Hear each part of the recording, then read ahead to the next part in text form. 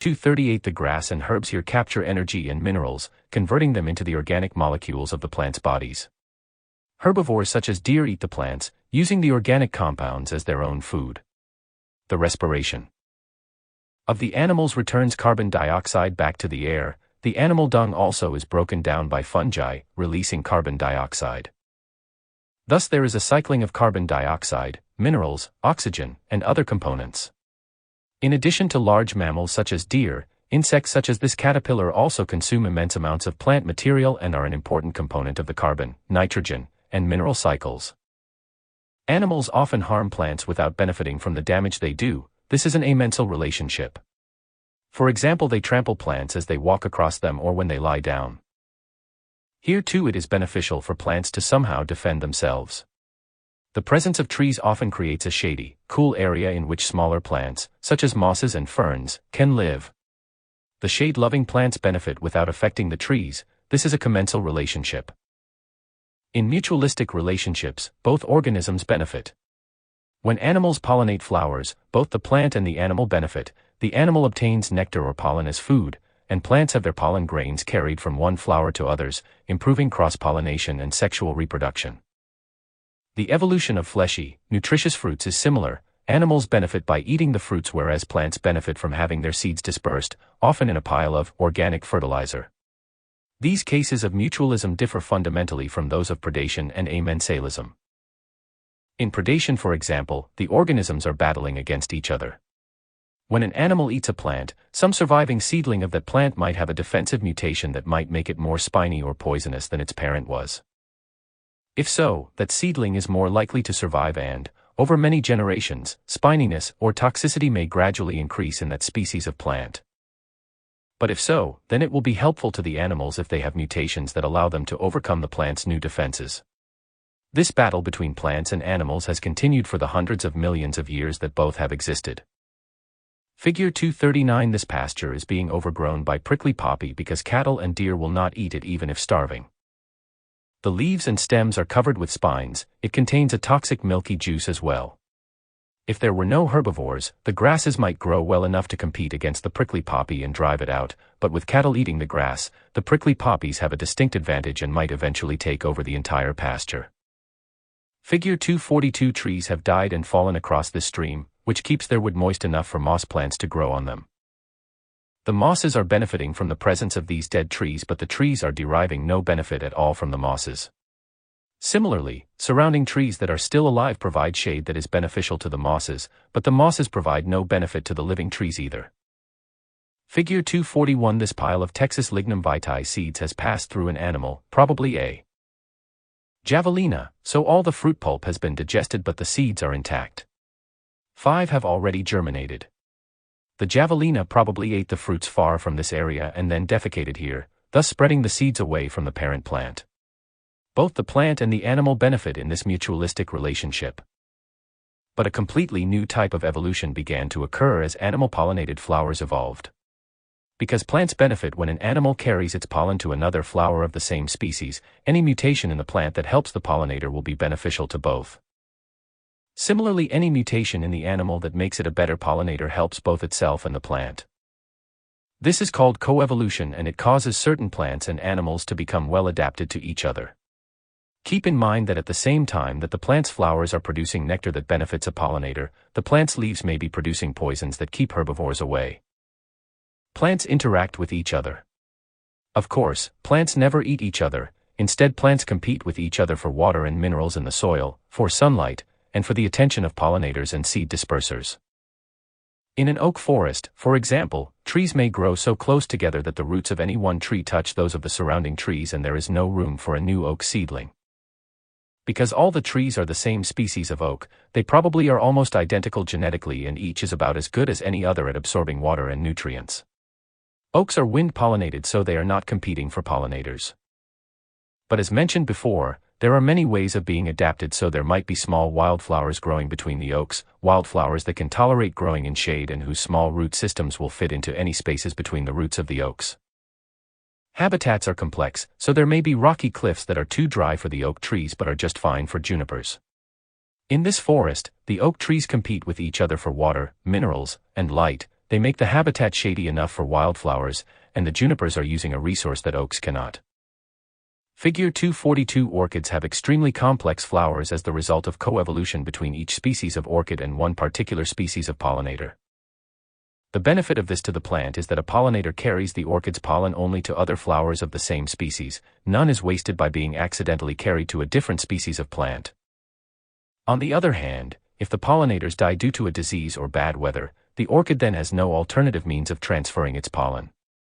This phalaenopsis is popular in cultivation. Because all organisms evolve, a set of organisms such as a forest never stays the same. At the same time, the physical environment also is changing, due both to geological processes and the effects of organisms. The biosphere is complex, dynamic, and changing. The plants, animals, geology, and climate that were present in the past were different than they are now, and those of the future will also be different. But for studying and understanding life, the process, principles, and concepts are always the same. At the next level. 1. Alternatives and consequences. A theme of this book is to ask, what are the alternatives, and what are the consequences of various alternatives?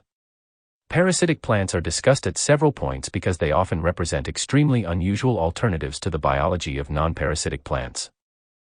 I recommend the book Parasitic Flowering Plants by Henning S. Heidi Jorgensen because it provides many interesting examples of highly modified plants and is well illustrated.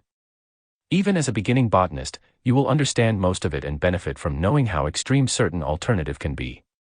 You might find it difficult to believe that some of these are actually plants. 2. Evolution by natural selection. Charles Darwin and Alfred Russel Wallace discovered evolution by natural selection in the 1850s, and both evolution and natural selection are dominant themes in this textbook. Darwin wrote The Origin of Species in 1859, and it was the crucial introduction of basic principles to the world. However, I recommend at this point that you read Darwin's Voyage of the Beagle, 1989, Penguin books, which is his account of his trip and his collecting. It is written as a narrative and is wonderfully easy to read. Darwin wrote it shortly after he returned from his voyage, many years before he had figured out the principles of evolution by natural selection. As you read Voyage of the Beagle, you will have a better understanding of evolution than Darwin did when he was writing it. In certain parts of the book, it is fascinating to see how Darwin puts the clues together correctly and comes to key understandings using the scientific method. But in other parts, it is excruciating to read as he misses the clues and misses the point. Voyage of the Beagle is an excellent example of how the scientific method is used, how Darwin's thought processes and reasoning finally allowed him to see the principle that is the basis of all aspects of biology. Summary.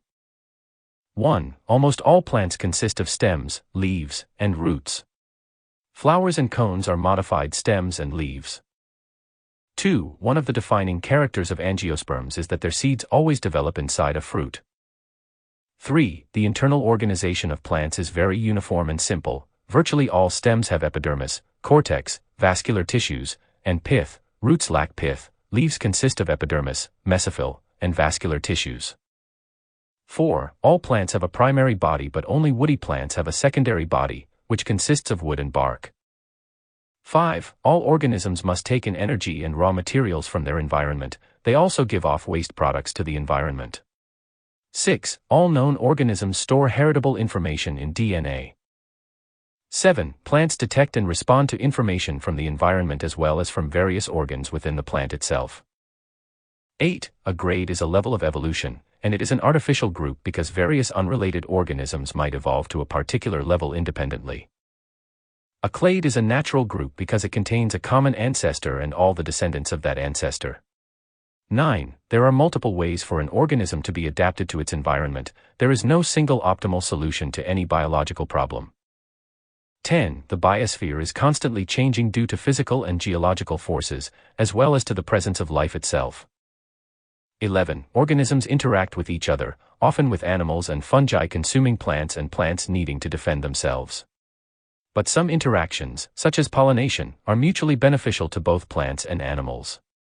Plants also compete with each other for various resources. Important terms. Angiosperm, basal angiosperm.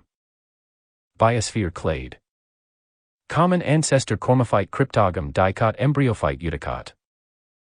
Euphylophyte clade fern Gondwana grade Gymnosperm herb Laurasia Lycophyte clade monocot non-vascular plant Pangea phloem photosynthesis plant. Reproductive organ respiration seed plant Spermatophyte spore-bearing plant Thallophyte Thallus tracheophyte vascular plant vegetative organ woody plant Xylem. Review questions. 1. Name the 3 vegetative organs of a plant. 2. How do the reproductive organs of ferns differ from foliage leaves? 3. Name the 4 basic organs of a flower. Describe situations in which flowers might not need 1 or 2 of these organs. 4. Name the 2 vascular tissues found in vascular plants. What does each transport? 5. Are there any types of organisms that do not need to take in energy and raw materials from their environment? Discuss the source of energy for plants as opposed to animals. Describe some of the raw materials that are needed by plants. 6. Is the central metabolism by which plants acquire energy. It occurs only when, and are present. 7. Each plant receives a great deal of information from its parents by means of the DNA in which 2 cells. Describe the types of information that plants receive from the environment. Why is it that environmental information cannot be stored in DNA? 8. The activity of the roots of a plant must be coordinated with the activity of leaves. Describe how this occurs. What type of information molecule is used? 9. Which 3 groups of plants are referred to as bryophytes? They differ from all other plants in 2 main features. Name the features. 10. Which group of plants does the term angiosperm refer to? What are the 3 main subgroups of angiosperms? Do angiosperms have vascular tissue? Do they have seeds? In conifers, seeds develop inside cones, but in angiosperms, seeds always develop inside of. 11. Evolution by natural selection causes organisms to become more adapted to their environment. Is the environment uniform across all of Earth? Does the environment change with time? Considering this, do you think that there is only one single optimum way for a plant to be adapted? If not, what is the alternative? 12. Have North and South America always been connected by Central America? Once the 2 continents joined, plants and animals could move from one to the other. Animals can walk, fly, or swim, but how does a plant species spread from one area to another? South America has thousands of plants adapted to the Amazon rainforest. Do you think it is likely that any of those plants will be able to migrate to North America across the deserts of Mexico, Texas, and Arizona? 13. The concept of biosphere was touched on only briefly in this chapter, but you have many resources in this book and online to explore this concept. What are some of the geological and biological components of the biosphere? We humans are burning fossil fuels and adding carbon dioxide to the atmosphere. How does this affect the biosphere? 14. Plants and animals usually battle each other. Describe why and how this occurs. Once animal-pollinated flowers evolved, a new type of plant-animal interaction was possible. Describe it. How is it possible for a mutation in a plant to be beneficial for both the plant and for an animal? 15. Earth is constantly changing, and so are all organisms as they evolve. But despite so much change, it is possible to study and understand life because several things are always constant. What are those things? Design credits: Hummingbird, Tongo 58 Moment Getty, Green Plant Cells, Shutterstock Incorporated Natalia Ora, Purple Tulip, Shutterstock Incorporated Marie C. Fields, Dandelion, Shutterstock Incorporated Daniel Kreisel, Poppy, Shutterstock Incorporated Saruri, Plant Icon, Shutterstock Incorporated Vector, Digging Men Icon, Shutterstock Incorporated Z-Art. Part 1. Plant Structure. Chapter 3 Cell Structure. Chapter 4 Growth and Division of the Cell. Chapter 5 Tissues and the Primary Growth of Stems. Chapter 6 Leaves. Chapter 7 Roots. Chapter 8 Structure of Woody Plants. Chapter 9 Flowers and Reproduction. Part Opener Image. The structure of this poppy fruit is adapted such that it aids the survival of the plant. While immature, the fruit protected and nourished the seeds as they developed. Now that the seeds are mature and must be released, pores have formed near the top of the fruit. During the formation of the pores, some cells broke down, creating flaps, then cells at the base of each flap contracted, pulling the flaps outward and downward, opening the pores. As the fruit sways in the wind, seeds will be thrown out through the pores in various directions. Plant structure is the physical, material body of a plant, composed of carbohydrates, proteins, lipids, minerals, water, and other components. In terms of both material and energy, it is expensive for an organism to build a body. All of the energy and resources used by a tree to construct its body could have been used instead for reproduction, increasing its number of offspring. The theory of evolution by natural selection predicts that organisms must receive enough benefit from their structure to offset the cost of building it. It must be more advantageous selectively to have a body than not to have one. The benefit is that the structure is the framework in which metabolism occurs and the means by which metabolism interacts with the environment. This can be more easily understood by considering the alternative, organisms with very little structure. Several organisms have almost no structure whatsoever: viroids, viruses, and mycoplasmas. All are parasites that live, grow, develop, and reproduce only if immersed within the body of a host organism. The host provides a benign environment with enough nutrients for the parasite while also being free of harmful chemicals. The temperature of the host's body is ideal for the parasite, and adequate water is available. Parasites cannot live outside the host-supplied environment. With minimal structure, they have minimal capacity to interact well with the heat, cold, drought, and scarcity of nutrients in a natural environment. Organisms whose bodies are more structured and complex are able to resist temporary adverse environmental conditions as well as exploit optimal ones. A simple bacterium can absorb mineral nutrients from certain environments, but, by constructing a root system, a plant can spread its mineral-absorbing metabolism throughout an extensive, deep volume, growing past dry, rocky, mineral-poor soil and tapping moist, rich, fertile soil. The investment for the plant is great, but sufficient reward is achieved in having an adequate, secure source of water and minerals. The structures discussed in this part of the text are important to the plants themselves, but they are also important to us because we rely on them for food and many products, and as we cultivate them we affect the lives of many other organisms. Most of the food we eat is some part of a plant body.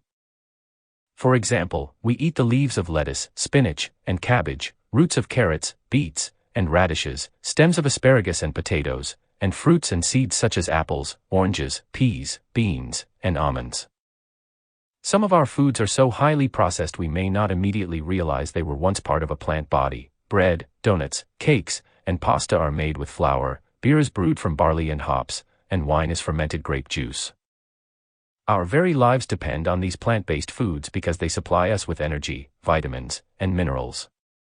Look at your hand. Every atom and molecule, every bit of your body was at one time part of some plant. Vanilla, chocolate, cinnamon, sage, black pepper, and chili peppers are spices that do not really provide us much in the way of nutrition, but they make eating fun and few people would want to give them up. The cotton in our clothes is a plant structure, as are the fibers in paper and burlap bags and the lumber used for construction or for making guitars and pianos. Our reliance on plant bodies goes beyond these fundamental needs. The grass lawns on which we play or relax on are the leaves and stems of plants, and trees provide us with shade and protection from weather. We love the beauty of flowers, and almost certainly there will be some point in your life when something wonderful or tragic will have happened and you just won't know what to say. At that point you will probably give someone flowers to express emotions you cannot put into words. We celebrate weddings and birthdays with flowers, we give flowers to friends when they are ill or just for friendship, and we rely on flowers to express sympathy at funerals. Because we rely on plants for so many things, we need to cultivate them on farms, orchards, and tree plantations, and this raises important issues with the rest of the world. Agriculture began as early as 9,000 years ago and has been affecting the world ever since.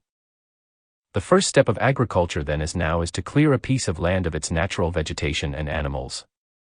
If we apply fertilizers or pesticides to crops, rain may wash these chemicals from the fields into nearby streams, polluting them and harming fish, frogs, and other aquatic life. Crops must be harvested, processed, and transported to markets, all of which require roads, fuel, and machinery and result in pollution. Our use of plant structures for so many things in our lives results in negative impacts on the ecology and well-being of many organisms. Plant structures, however, may also provide solutions to these problems. Scientists are conducting research to find plants that provide more abundant or more nutritious food, better fibers, or natural resistance to insect pests. Many of our crop plants now produce much greater harvests than did the crops available just a few decades ago. For example, a fast-growing plant called kanaf can produce many more tons of fibers per acre than do pine trees, and thus less land is needed to make the same amount of paper, it may even be possible to convert some farm land back to a more natural condition suitable for wildlife. Most plants around us are angiosperms, commonly called the flowering plants. Most plants discussed in this text are angiosperms, and to a lesser extent we discuss ferns and conifers. One of the most noteworthy features of angiosperms is the diversity of bodies that occur in this group. Some angiosperms are ordinary herbs or shrubs or trees, but some are desert succulents, vines, parasites, bulbs, and tubers. Ferns and conifers are not so diverse, and this text would have been much shorter if it had been written 135 million years ago before angiosperms had come into existence. Angiosperms are one of the newest groups of plants. The first true plants originated about 420 million years ago, but the oldest fossils of angiosperms are only about 135 million years old. At the time angiosperms originated, the world was a very different place. The air and land were much warmer, as were the oceans. Consequently, much more water evaporated from the oceans into the air and then fell as rain on land. Warm, moist conditions allowed the growth of lush vegetation that consisted mostly of ferns and conifers. The dominant land animals were dinosaurs. During the last 100 million years, Earth warmed even more as volcanoes and lava released large amounts of the greenhouse gas carbon dioxide into the air. However, gradually plants took carbon dioxide out of the air as they used it in photosynthesis and built their bodies with it. As plants removed carbon dioxide from the air, less heat was trapped and Earth began to cool. Starting about 35 million years ago, it entered the Pleistocene Ice Age 2.5 million years ago. It was during this time of changing temperatures and climates that the angiosperms originated and evolved to have such diverse bodies. Continental drift is another factor that affected the evolution and diversification of the flowering plants and the structures that make up their bodies. Continents are constantly changing their position on Earth's surface as hot, fluid rock flows in Earth's mantle below its crust. As angiosperms were diversifying, North America broke away from Europe and drifted westward, whereas South America separated from Africa and Antarctica and migrated west and northward. Today, North and South America are colliding, pushing up a range of mountains we call Central America. As the continents change their position, they move from warm areas near the equator to cold areas near the poles or vice versa, and they block circulation of ocean currents. These currents contain millions of tons of water that is either warm, if it is flowing from the equator, or cold, if coming from the poles. As continents shift, they redirect the flow of that water and that heat. For example, Alaska is not as cold as it would be if warm water did not flow from the equator, past Japan, and up to Alaska's southern coast. Thus, the changing climate of Earth and the changing position of the continents created an extremely varied and variable environments to which plants had to become adapted. Those that did not adapt became extinct. As you study the material in this part, think about how the structures discussed facilitate the metabolism that occurs inside them. How do the structures make the metabolism more efficient? What are the selective advantages of the structures? Are alternative structures possible for a particular metabolism? If so, what are the consequences of each? The structures that make up the body of a plant must work together to make a functional plant. And they must evolve. They evolved over long periods of times and in conditions that were very different from those we live in now. If the past climate of Earth had been different, the structures covered in this text would also have been different. Chapter 3: Cell Structure. Chapter Opener Image. Several types of cells are present in this cross-section of an anther in a lily flower. In the center of each chamber are pollen grains, cells that carry genetic information during a plant's reproduction. Each chamber is lined with a layer of tall cells that help pollen grains mature, and the large cells just below the anther's surface will break the anther open such that the pollen grains can be carried to another flower. Each cell type has its own characteristics and modifications, and all types must work together. Outline. Concepts. Membranes. Composition of membranes. Properties of membranes. Basic cell types. Plant cells. Protoplasm. Plasma membrane. Nucleus. Central vacuole. Cytoplasm. Mitochondria. Plastids. Ribosomes. Endoplasmic reticulum. Dictyosomes. Microbodies. Cytosol. Microtubules. Microfilaments. Storage products. Cell wall. Fungal cells. Associations of cells. Box 3 to 1 alternatives, unusual cells. Box 3 to 2 plants do things differently, calcium, strong bones, strong teeth, but not strong plants. Box 3 to 3 botany and beyond, the metric system and geometric aspects of cells. Learning objectives. After reading this chapter, students will be able to describe the benefits and negative consequences of unicellular and multicellular organization. Summarize the composition of membranes. List the properties of membranes. Name the 2 basic cell types. Recall and define the 15 organelles found in plants. Identify the components of plant cell walls. Describe 2 communication methods of multicellular organisms. Did you know? All organisms are composed of cells. The bodies of some algae consist of just a single cell, but all plants have multicellular bodies. Giant trees contain trillions of cells. Many cells must be alive to be functional, whereas others must be dead.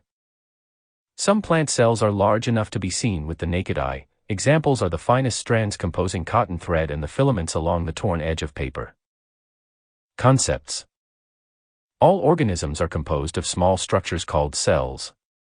In plants, each cell consists of a box-like cell wall surrounding a mass of protoplasm, which in turn contains its own smaller parts, the organelles, such as nuclei, mitochondria, and chloroplasts. Cells are also the physical framework within which a plant's metabolism occurs.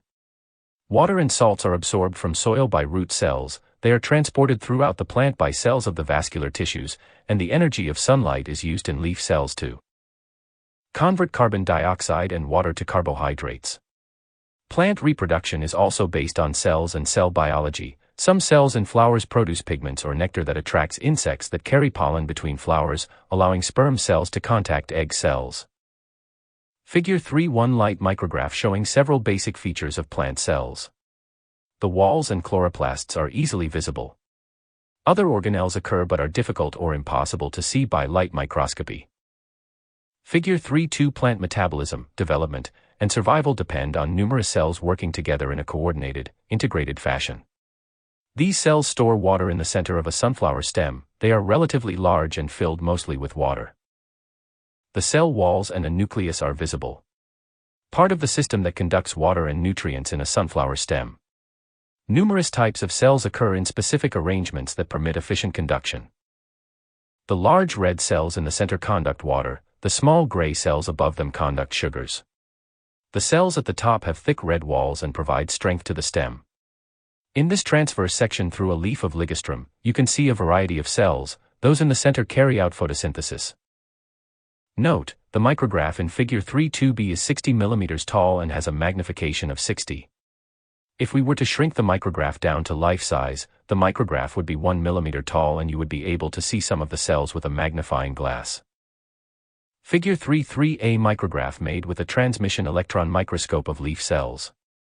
Especially important are the numerous membranes. Table 3.1 Examples of plant cell shapes and sizes. Considering the large number of living organisms and the numerous types of metabolism that must be carried out, one might suspect that there are hundreds of types of cells, but actually, just a small number of cell types exist. Most differences between organisms are due to differences in associations of their cells, not in the cells themselves. Regardless of whether a root, stem, leaf, or flower is being constructed, the same basic units, cells, are required. Only the cell associations and minor modifications of the cells themselves change from tissue to tissue or organ to organ. Although only a few types of cells exist, their differences are important. Any organism composed of more than one cell always has several types, each specialized for different tasks. As a plant develops, the cells in various parts become especially adapted for specific tasks. This division of labor allows the entire organism to become more efficient. Unicellular organization has a significant consequence: it does not allow division of labor or specialization. Each cell must perform all tasks: sensing the environment, gathering nutrients, excreting wastes, defense, movement, and reproduction. Because each cell must perform all tasks, it cannot do any one very well. Mutations that make a cell well adapted for protection make it less adapted for other functions and therefore are selectively disadvantageous. The same is true for modifications that improve photosynthesis, reproduction, and so on. Figure 3.4 transverse section of wood showing several cell types. Fibers with thick walls provide strength, and large open cells conduct water. These cells act as building blocks, and more wood is easily constructed by adding more cells. Stronger wood is produced by adding more fiber cells, more conductive wood results from adding more open cells. Table 3.2 examples of plant cell types, specializations, and division of labor. Multicellularity and division of labor result in a more efficient organism, but they have negative consequences as well. As each cell becomes more specialized, it depends more on the others. If a cell evolves toward having thick walls and offering maximum protection, it must rely on other cells of the organism for photosynthesis, mineral absorption, and reproduction.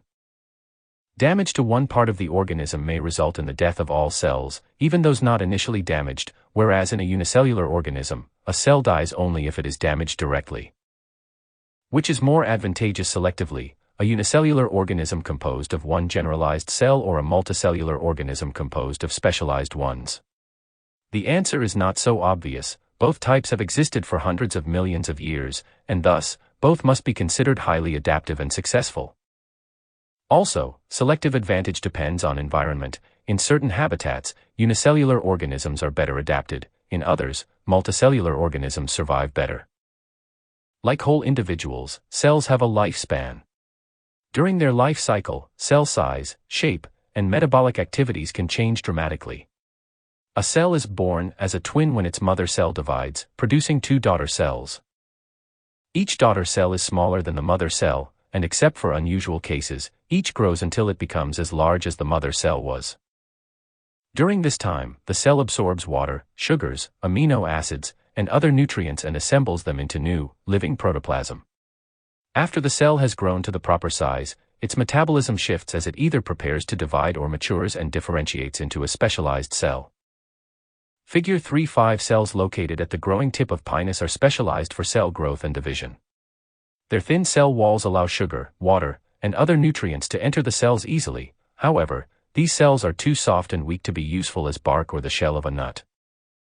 These stone cells provide strength in a coconut shell and therefore protect the seed. Almost the entire cell volume is wall. Protoplasm was present when the cells were young, growing, and synthesizing their walls. However, after the walls were completed, cell metabolism was not necessary, and the protoplasts died. Such modifications make it impossible for a stone cell to be a dividing, growing cell as in. Both growth and development require a complex and dynamic set of interactions involving all cell parts. That cell metabolism and structure should be complex would not be surprising, but actually, they are rather simple and logical.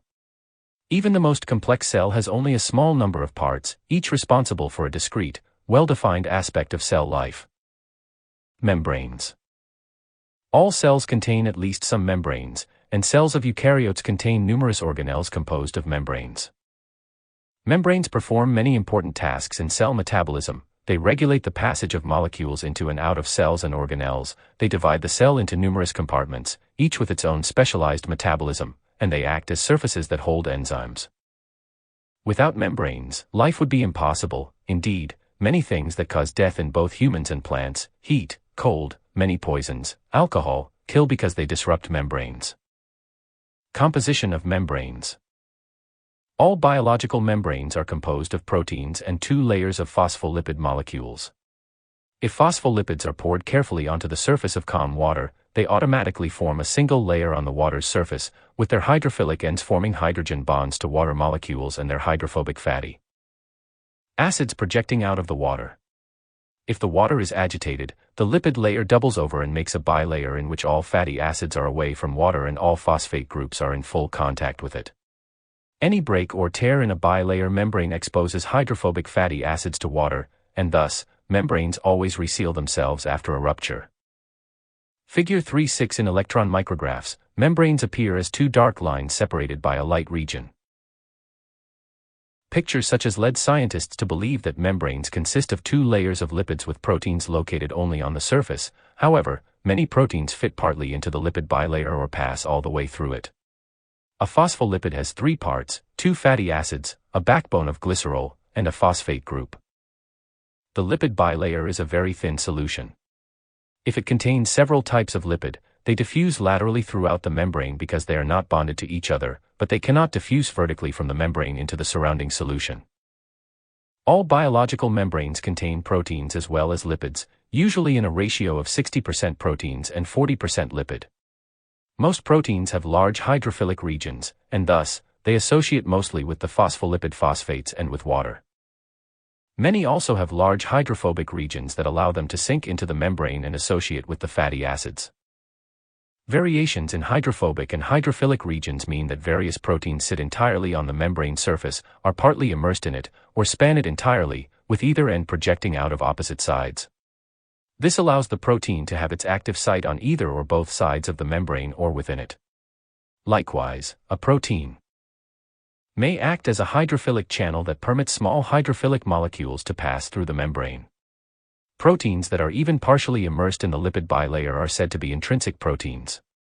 Others, extrinsic proteins, are located outside the membrane and merely lie next to it.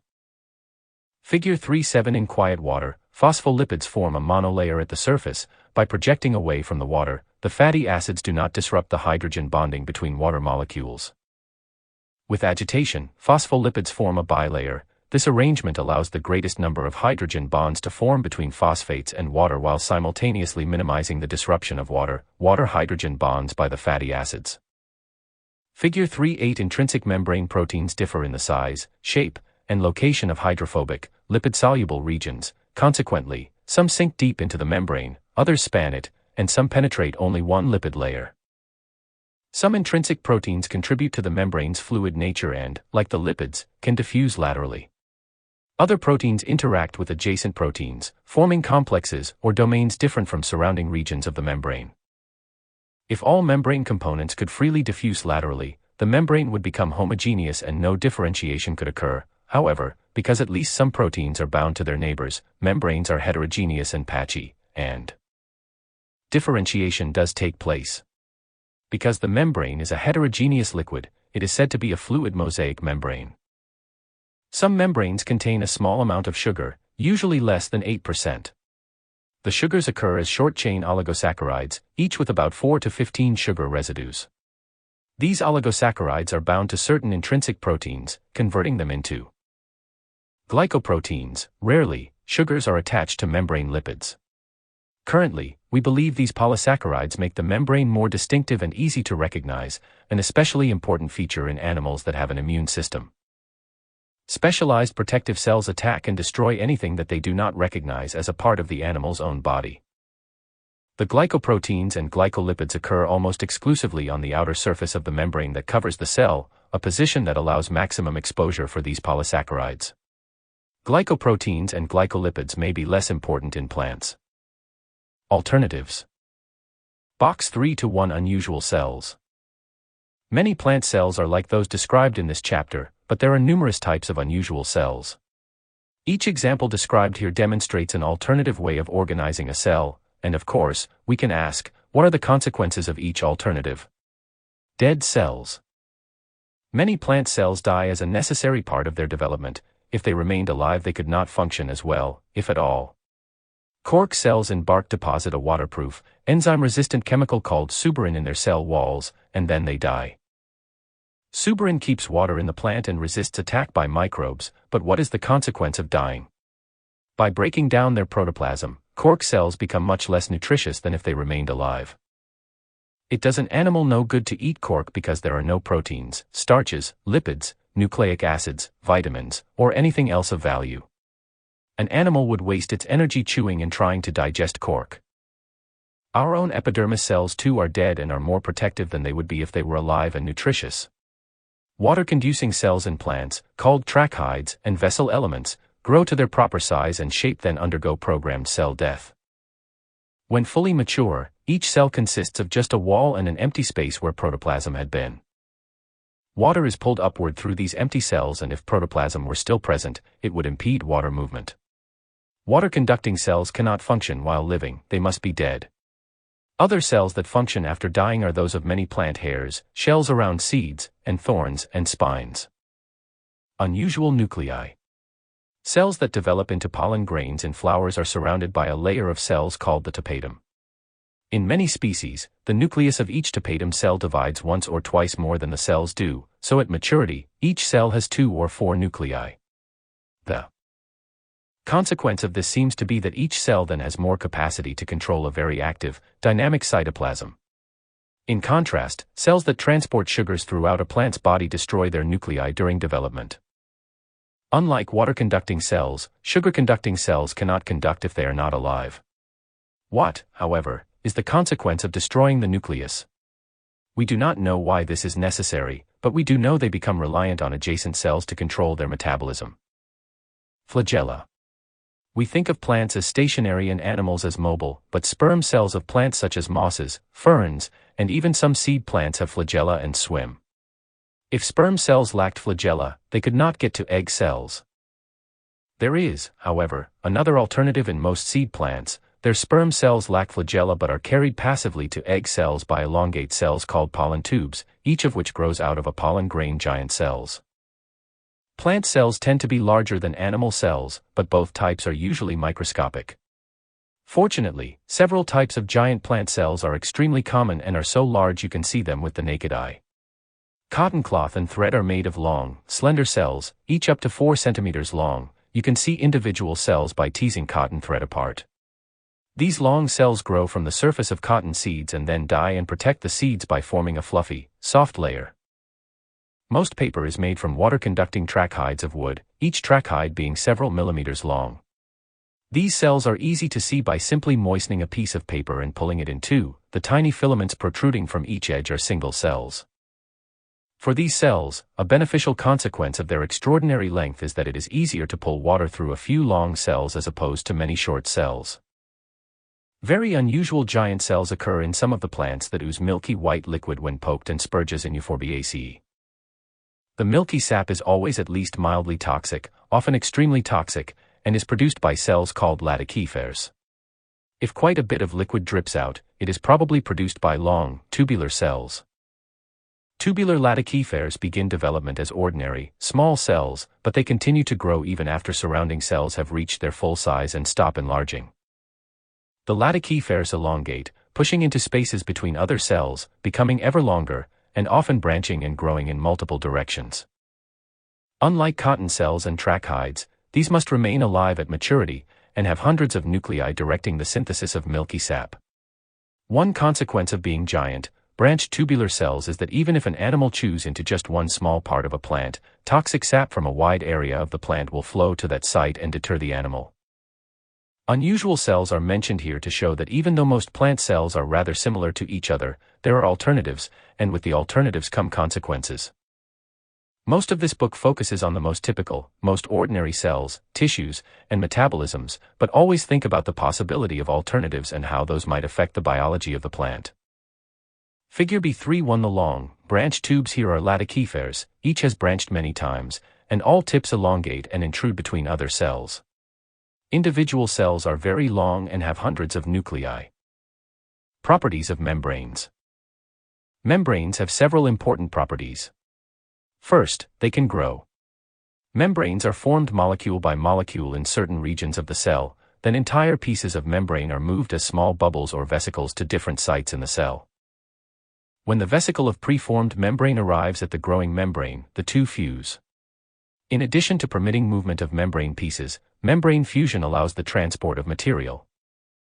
The volume inside the vesicle may be filled with substances that must be accumulated, broken down, or otherwise metabolized at the vesicle's destination. Vesicle movement may also release material to the outside of the cell. This exocytosis is a means to excrete almost anything: wastes, debris, mucilage, proteins, and polysaccharides. For example, roots slide through the soil by secreting a slippery, lubricating mucilage formed within root cells, packaged into vesicles that migrate to and fuse with the cell's surface membrane. This mucilage is then released to the exterior. In many flowers, nectar is secreted from glands by exocytosis. Endocytosis is basically the opposite process. A small invagination forms in the outer membrane then pinches shut, creating a new vesicle that contains extracellular material. Endocytosis is especially common in algae and other microscopic organisms that take in food particles this way. but it is not known how common it is in plants. Permeability is an important property of membranes. All biological membranes are selectively permeable membranes, meaning that certain substances cross the membrane more easily and rapidly than others. Because large regions of a membrane are mostly lipid, membranes are more permeable to hydrophobic substances than to anything that carries an electric charge. However, if charged compounds such as inorganic salts, sugars, and amino acids could not enter cells at all, or if they could enter only slowly, cells would starve. Movement of charged substances is assisted by large intrinsic proteins that span the membrane and act as hydrophilic channels through it. This has facilitated diffusion. Other proteins, called molecular pumps, actually bind to a molecule on one side of the membrane, and then by using energy, the protein changes shape and releases the molecule on the other side. By using this active pumping, called active transport, cells accumulate substances until the interior concentration of solute far exceeds the exterior concentration. A pump working in the opposite way can actively transport materials out of the cell. Except for the pumps, the membrane must be impermeable to the molecule. It would do no good to have a molecular pump for a type of molecule that could easily leak back through. All life depends on the principle of compartmentalization, the formation of many compartments, each specialized for a particular process such as producing a particular substance or using a particular precursor. For example, our blood is compartmentalized away from our digestive system. The two must work together, but they must not be mixed together. If all the monomers, polymers, sugars, salts, enzymes, and vitamins of an organism were mixed together, some reactions would occur at random but would not be orderly enough to be considered life. Instead, cells are filled with many compartments, the organelles, each surrounded by its own unique selectively permeable membrane. Because the protein channels and pumps are made under the guidance of the nucleus, the cell can control the numbers and types of channels and pumps it makes and inserts into each type of organelle membrane. Organelles thus have membranes with different permeabilities or pumping capacities, depending on the instructions generated by the nucleus. Figure 3.9 Numerous organelles produce small vesicles that move through the cell, either remaining discrete for long periods or fusing with other organelles or vesicles. In order to fuse, two membranes must be quite similar in composition. Here, a single membrane bilayer is shown as a double line, one orange and the other black. Membrane dissimilarity prevents two compartments from fusing. For example, the nucleus does not fuse with mitochondria or chloroplasts. When a vesicle fuses with the membrane at the cell surface, its contents are deposited outside the cell and the vesicle membrane becomes part of the cell surface. The vesicle membrane and the plasma membrane have been drawn with the same colors to indicate their similar composition. Figure 3.10 An impermeable membrane allows nothing to pass through, whereas a freely permeable membrane stops nothing. A selectively permeable membrane allows certain materials to pass through more readily than others, with the result that chemical concentrations on the two sides differ. This membrane is impermeable to substance A but permeable to B. Table 3.3 Active transport in roots of corn. A freely permeable membrane, which allows everything to pass through quickly, would be rather useless for a cell, as would an impermeable membrane, one that does not allow anything through at all. The last important property of membranes is that they are dynamic, constantly changing. Cell membranes are not simply established and left unchanged throughout the life of the cell. Instead, new components are constantly being inserted and old ones removed. If the function of the cell is always the same, the old and new components are similar, but if the cell must change its function, newly inserted components are different from the retracted ones. As the nature of the membrane changes, the nature of the cell changes also. Table 3.4 Summary of transmembrane movement. Basic cell types. At the most basic level, both cells and organisms can be classified as either prokaryotic or eukaryotic. Prokaryotic cells are simpler than eukaryotic ones and are found only in domains bacteria and archaea. It is hypothesized that prokaryotic cells represent the most archaic lines of evolution and that eukaryotic cells evolved from them. Eukaryotic cells, found in plants, animals, fungi, and protists, are more complex than prokaryotic cells. The most striking difference, the one that gives them their name, is the presence of a true membrane-bounded nucleus in eukaryotic cells. In addition, eukaryotic cells have many organelles that allow them to be more diverse and complex, both morphologically and physiologically. Plant cells. Although various parts of a plant, roots, wood, bark, leaves, and flower parts, appear to be quite diverse, virtually all of their cells have all of the following organelles. Exceptions are rare. As each type of cell develops, certain organelles may become modified and more or less abundant, but usually none is lost completely. Protoplasm. All cells, either prokaryotic or eukaryotic, are made of a substance called protoplasm. This name was given early, when it was thought that protoplasm was a distinct substance such as water, oxygen, or iron, and that one of its properties was life itself. We now know that protoplasm is a mass of proteins, lipids, nucleic acids, and water within a cell. Except for the wall, everything in the cell is protoplasm, composed of the following organelles. Figure 311 Generalized plant cell. Plasma membrane. The plasma membrane is the membrane that completely covers the surface of the protoplasm. Because it is the outermost surface of the protoplast, it must be impermeable to harmful materials and permeable to beneficial ones, therefore, it is selectively permeable. Molecular pumps in the plasma membrane actively transport needed molecules inward and pump others outward for secretion. Because one side of the plasma membrane faces the external environment and the other side faces the cell, the two sides are quite different, especially in the types of protein they contain. We know very little about the proteins and lipids that make up the plasma membrane because the membrane does not separate cleanly from the protoplast. Almost all attempts to isolate the plasma membrane for study have experienced considerable contamination from other parts of the cell. Figure 312 A healthy, growing cell. Its protoplast is pressed firmly against the cell wall, and thus, its plasma membrane is not visible. These cells have been treated with salt to draw water out of the cell, causing the protoplast to shrink. As a result, the plasma membrane is visible. Nucleus. The nucleus serves as an archive, or permanent storage place, for the organism's genetic information. This text is just a brief introduction to plant biology. No one can imagine the number of pages required to store all of the information necessary for building and maintaining a single cell. However, all of that information must be stored in the DNA inside every nucleus, and the storage must be safe and permanent. Information is useless unless it, or copies of it, can be retrieved and used. The nucleus carries out information retrieval by making copies of specific parts of the DNA whenever that information is needed. The copy is not DNA, but a type of ribonucleic acid called messenger RNA. An exciting area of research involves understanding how the nucleus, in response to signals from the rest of the cell, searches its DNA for the needed information and then makes copies of it without accidentally copying other similar information. The nucleus of a eukaryotic cell is always surrounded by a nuclear envelope composed of an outer membrane and an inner membrane. The nuclear envelope separates nuclear material from the rest of the cell, and it contains numerous small holes, nuclear pores, involved in the transport of material between the nucleus and the rest of the protoplasm. Nuclear pores have a complex structure and exert control over the movement of materials. If a nucleus is extracted from a cell and placed into water, it swells. This can happen only if the pores prevent material from oozing out as the nucleus absorbs water.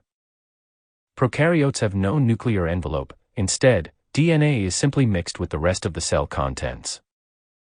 Within the nucleus is a substance called nucleoplasm. Like protoplasm, this name was given before the composition was understood. We now know that nucleoplasm is a complex association of DNA, enzymes and other factors necessary to maintain, repair, and read DNA, histone proteins that support and interact with DNA, several types of RNA, and water and numerous other substances that are necessary for nuclear metabolism. Nuclear DNA is always closely associated with histones, and this complex of the two is known as chromatin. As a cell ages or its metabolic activities change, so do the nucleus and nucleoplasm. In cells undergoing rapid cell division, the DNA, histones, and duplicating enzymes may dominate the nucleoplasm. However, in mature cells that are not dividing, messenger molecules and reading enzymes may be more abundant. Figure 313A preparation called a freeze fracture. The cell is frozen and then tapped to cause it to break. The lipids of the membranes are weak when frozen, and thus, the fracturing often follows the membranes, separating one lipid layer from the other. Here the fracture passed irregularly through the cytoplasm and then entered the nuclear envelope. The nuclear envelope consists of the outer and inner membranes, with a space separating them. The two membranes fuse together at the nuclear pores. Nuclear pores may be distributed uniformly over the nuclear surface or may occur in bands or patches in some species.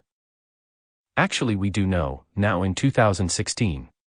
The model plant Arabidopsis thaliana has 135 million bits of information. Each page in this book can hold 7,670 characters, so if the genome sequence of A. thaliana were written on these pages, we would need 17,601 pages. Loblolly pine, Pinus taeta, has much larger nuclei with more information, and for that we would need 2,627,118 pages. Plants do things differently. Box 3 to 2 calcium, strong bones, strong teeth, but not strong plants. Most plants and animals need hard parts. Wood is strong enough to support the weight of a tree, and bones play a similar role in animals. Seeds are often protected by resistant shells such as those of walnuts and almonds, and animal shells protect clams and oysters. Our teeth are so tough that they can chew through almost anything. Although plants and animals use hard parts for similar roles, plants rely on thick, tough cell walls, whereas animals use calcium salts. Would it be possible for plants to use bone-like material? We can analyze this as a set of alternatives and their consequences. The present alternative, wood, consists of cellulose and a chemical called lignin. Both are carbohydrates that a plant itself makes through photosynthesis, and thus, they are readily available. And both are remarkably inert, having little impact on other aspects of the plant's metabolism. In contrast, calcium and its salts participate in many metabolic pathways, and building or resorbing shells, bones, or teeth has a broad impact on cell physiology. Shells consist of calcium carbonate, and as animals use carbonate ion to build a shell, the acidity of the protoplasm is altered. Furthermore, animals can digest part of their shells if they need the calcium elsewhere, and this liberation of carbonate will again affect the pH. This is tolerable for marine organisms because they use carbonate from the surrounding seawater rather than from their own protoplasm, so their pH is not affected. If the shell is resorbed later, the liberated carbonate is likewise dumped outside the animal into the seawater. Animals like us, with an internal skeleton, use calcium phosphate in our bones and teeth. Calcium carbonate's tendency to alter pH is too dangerous for us, and our skeleton cannot use seawater as a carbonate reservoir. The phosphate ion that we use has little effect on a cell's acidity, and, furthermore, if we resorb bone for some reason, the liberated phosphate is a resource for many other metabolic reactions. It is not a liability at all.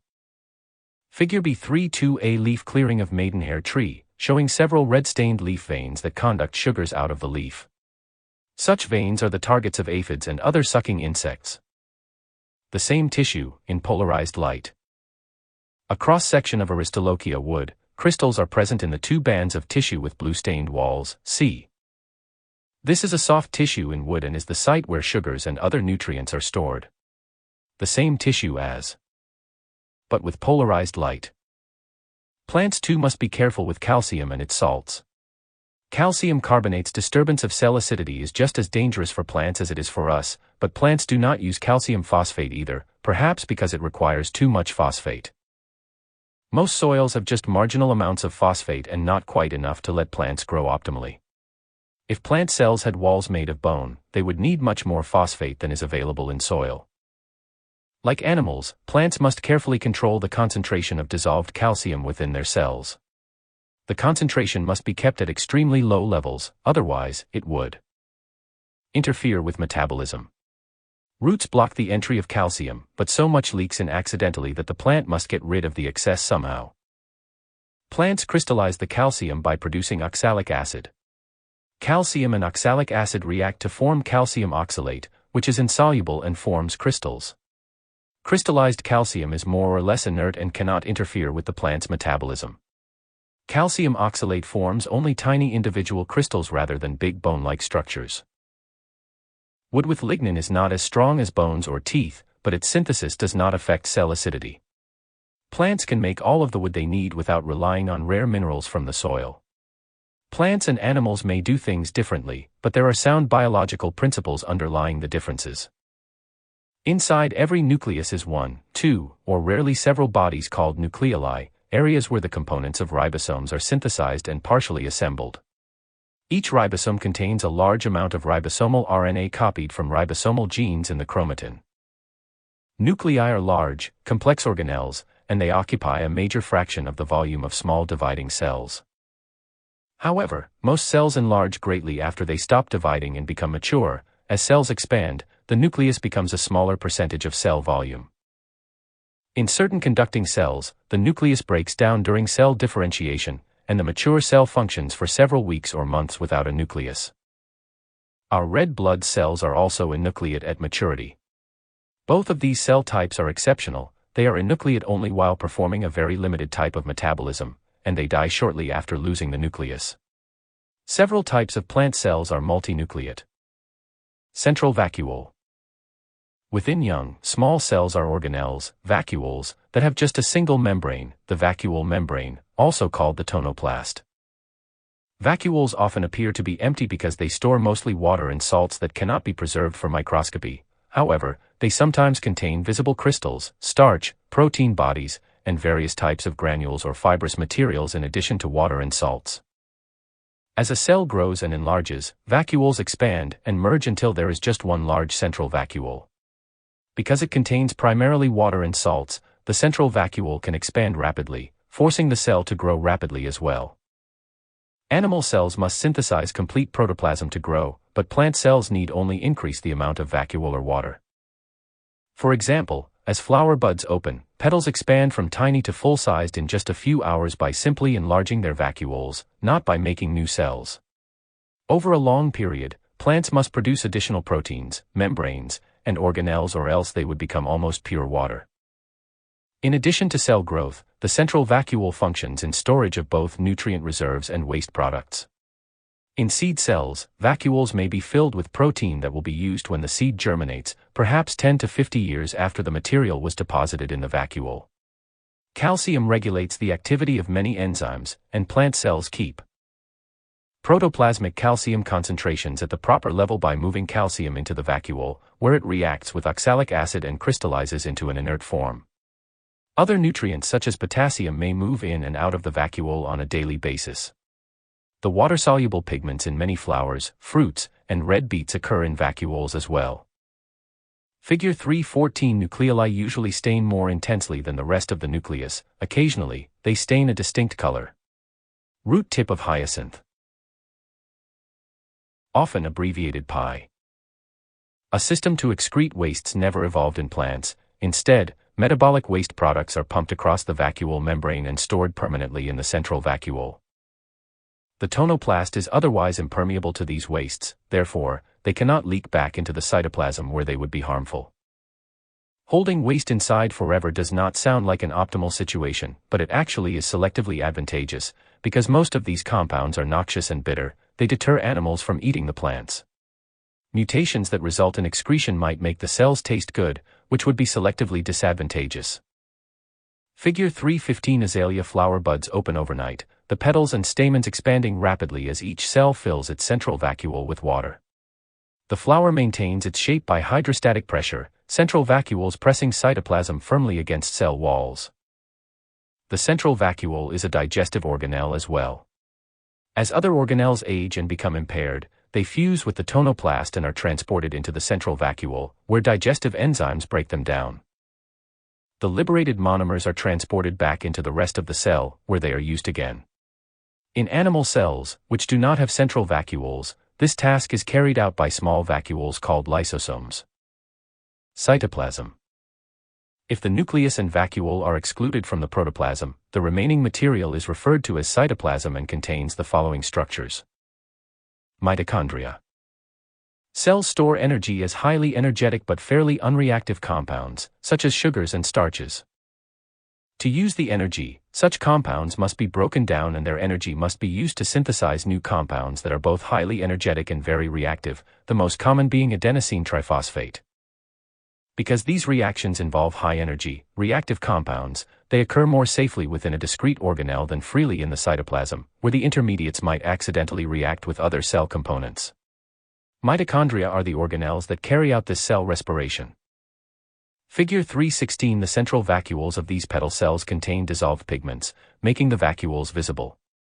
The pale area between each oval of pigment is intercellular space, cell walls, nuclei, and all of the protoplasm other than vacuole. Many steps of respiration are mediated by enzymes bound to mitochondrial membranes. The enzymes are located adjacent to each other so that the product of one reaction is passed directly to the next enzyme. This controls the highly reactive intermediates. Mitochondrial membranes are folded, forming large sheets or tubes known as cristae. This folding provides room for large numbers of enzymes. Reactions that do not involve highly reactive intermediates take place in the liquid matrix between the cristae. Around this complex of cristae and matrix is a second membrane, the outer mitochondrial membrane, which gives shape and a little rigidity to the mitochondrion. The outer membrane is rather freely permeable, but the inner mitochondrial membrane, which forms the cristae, is selectively permeable and has numerous pumps and channels. Mitochondria have their own DNA and ribosomes, both of which are different from those of the rest of the cell. Mitochondrial DNA is a circular molecule and lacks histones. The ribosomes are small and resemble those found in prokaryotes. Mitochondria are dynamic organelles. They can grow larger, either as the cell does or as the cell's need for respiration increases. They are often about 1 micrometer in diameter but up to 5 μm in length and are even much longer in some cases. Mitochondria can also divide into two, increasing the number of mitochondria per cell. Under rare conditions, the mitochondria in some species fuse together, forming a single giant mitochondrion in each cell. Mitochondria occupy between 1% and 25% of the cell volume. The higher values are similar to those for animal cells. Because of their ability to divide and fuse, the actual number of mitochondria per cell may not be as important as their volume. Plastids. Plastids are a group of dynamic organelles able to perform many functions. One prominent activity is photosynthesis, carried out by the green plastids, chloroplasts. Diverse types of metabolism occur in other classes of plastid: synthesis, storage, and export of specialized lipid molecules, storage of carbohydrates and iron, and formation of colors in some flowers and fruits. Plastids are the site of synthesis of amino acids, isoleucine, valine, and those that contain aromatic rings, or are derived from aspartate. Each metabolism is associated with a particular type of plastid. As an organ changes, its plastids may also change, extensively altering their membranes and proteins. Plastids are found in all plants and algae but never occur in animals, fungi, or prokaryotes. Figure 317. The inner mitochondrial membrane is folded into plate-like cristae, giving it a large surface area. Many respiratory enzymes are intrinsic proteins embedded in the crista membrane. The large surface area makes it possible to contain many copies of each enzyme, and more reactions can occur simultaneously. Figure 318. Many enzymes must work together. The product B of enzyme 1 is the reactant of enzyme 2. A. If the enzymes are in solution, they may not be close together and B must diffuse at random until it encounters enzyme 2. In the meantime, it may accidentally react with something else. B. If they are located side by side on a membrane, enzyme 1 can pass B directly to enzyme 2, not only speeding up the overall reaction but also eliminating the chance of accidental reactions.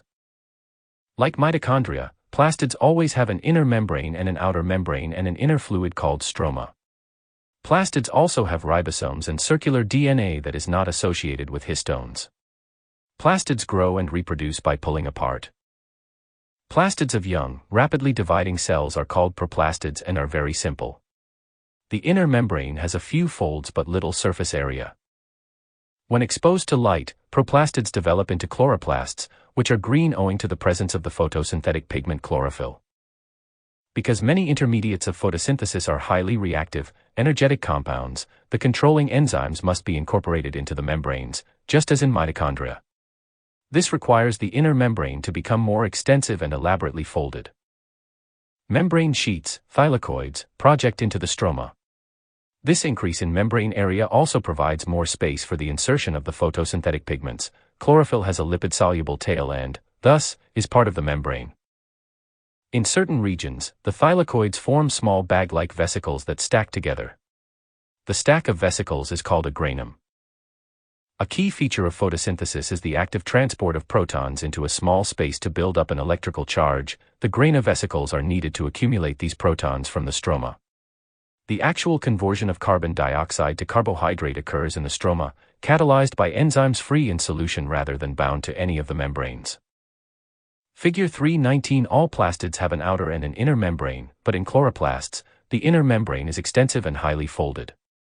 The single membranes are thylakoids, and the multiple membranes are actually stacks of flattened thylakoid vesicles. The stacks are called grana. Like mitochondrial cristae, the extra surface area of the inner membrane provides room for many copies of each enzyme. The photosynthetic pigment chlorophyll is part of the membrane lipid layer. The grana are interconnected by thylakoid membranes, and the liquid stroma surrounds the grana. Because the thylakoid membranes are selectively permeable, the concentrations of chemicals inside the thylakoid space differ from those in the stroma. This is essential for photosynthesis. Table 3. 7 types of plastids. Chloroplasts are larger than mitochondria, approximately 4 to 6 micrometers in diameter. An individual leaf cell may contain as many as 50 chloroplasts. When chloroplasts photosynthesize rapidly, they produce sugar faster than the cell can use it, and thus, it is temporarily polymerized into starch grains inside the chloroplasts. In plant tissues that cannot photosynthesize, proplastids develop into amyloplasts, which accumulate sugar and store it as starch for months or years, as in starchy seeds like wheat, rice, corn, or vegetables such as potatoes and yams. Each amyloplast produces large starch grains that virtually fill the stroma. Few internal membranes are present. In starchy vegetables, amyloplasts constitute the bulk of the tissue. If exposed to light, amyloplasts can be converted to chloroplasts. Non-photosynthetic parasitic plants such as Canophilus lack chloroplasts but do have amyloplasts. No plant is ever without some form of plastid. In some flowers and fruits, for example, tomatoes and yellow squash, bright red, yellow, or orange lipids accumulate in plastids as they differentiate into highly colored chromoplasts. An extensive, undulate system of membranes is present, but no grana, and the pigments may be present either as part of the membrane or as discrete droplets, plastoglobuli. As fruits ripen, chloroplasts often synthesize large amounts of lipid pigments, alter their thylakoids, and convert to chromoplasts, as when apples and tomatoes change from green to red. Lipid pigments are present in low amounts as small plastoglobuli even in leaf chloroplasts, but they are masked by the abundant green chlorophyll. They can be seen in autumn when cold weather causes chlorophyll, but not lipids, to be broken down and the leaves turn red or yellow. Many cells have large, unpigmented plastids that have neither chlorophyll nor lipid pigments.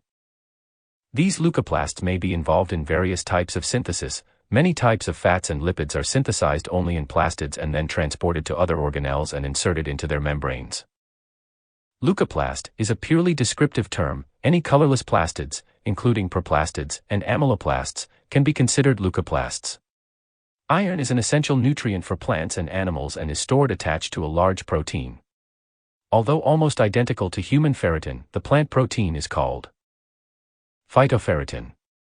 Ferritin is found throughout animal cytoplasm and nuclei, but phytoferritin is stored almost exclusively in plastids.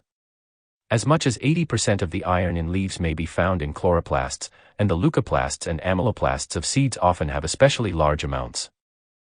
Ribosomes. Immersed in the protoplasm are ribosomes, particles responsible for protein synthesis. They are complex aggregates of 3 molecules of RNA and approximately 50 types of protein that associate and form 2 subunits. Compared with animal cells such as those in the liver and pancreas, most plant cells synthesize little protein and have few ribosomes. However, some do produce large amounts of proteins and are rich in ribosomes, such as the protein-rich seeds of legumes including peas and beans, and the cells that secrete the digestive enzymes of insectivorous plants. Each molecule of messenger RNA is long enough for 6 to 10 ribosomes to attach to it and read it simultaneously. The ribosomes are thus bound together by the messenger RNA, forming a cluster called a polysome. Figure 3:20 cells from a developing bean seed. The large pink bodies are starch grains, the small bluish-red ones are protein bodies. These colors are not natural. The material was stained to make the colorless starch and protein visible. The starch grains occur in plastids called amyloplasts. As the bean germinates, the starch is used as a source of energy. When the starch decreases, the amyloplasts convert to chloroplasts and turn green. Starch grains that have been photographed in polarized light rather than being stained. Substances that have an orderly, crystalline structure shine brightly in polarized light.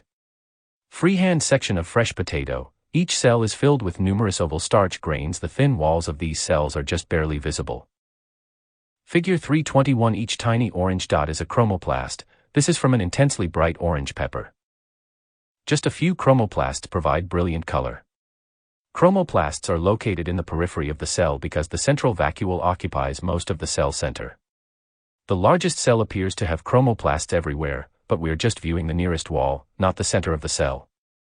Many chromoplasts are aggregated around the nucleus. Endoplasmic reticulum. A typical plant cell is so small that diffusion, the random movement caused by molecular motion, carries a molecule to many different parts of the cell every second. Diffusion may be the only means by which small molecules like monosaccharides and cofactors move around the cell, but some large molecules such as proteins are carried by the endoplasmic reticulum, a system of narrow tubes and sheets of membrane that form a network throughout the cytoplasm. A large proportion of a cell's ribosomes are attached to the ER, giving it a rough appearance. Consequently, this ER is called rough ER. As an attached ribosome synthesizes a protein, it passes through the membrane and collects in the lumen. If the protein is a storage product, as in seeds of legumes, it merely remains in the ER, which may become quite swollen. However, if the protein is to be secreted, digestive enzymes, adhesive proteins, then its accumulation causes regions of the ER to form vesicles. These detach, move to the plasma membrane, and fuse with it, releasing their contents to the cell's exterior by exocytosis.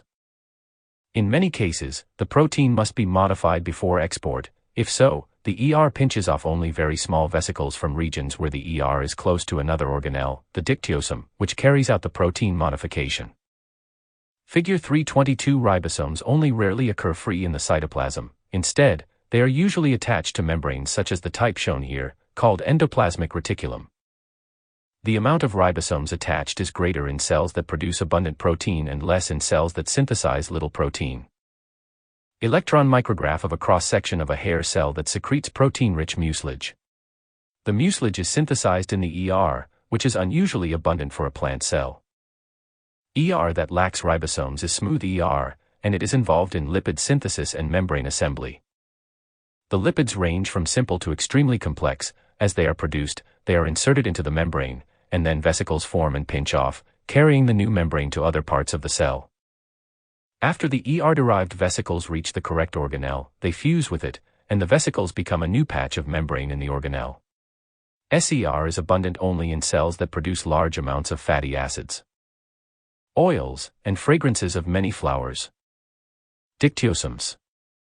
Much of the material secreted by a cell must first be modified by a dictyosome, a stack of thin vesicles held together in a flat or curved array.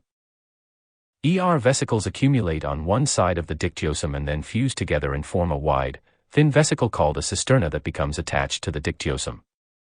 Soon more ER vesicles gather next to this one and form a new cisterna.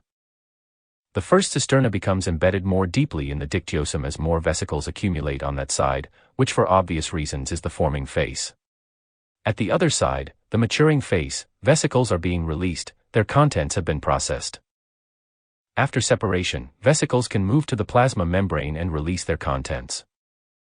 The outer edges of dictyosomes form an interconnected network of curving tubes, and these may absorb the contents from the center of the dictyosome cisterna and then detach and move away.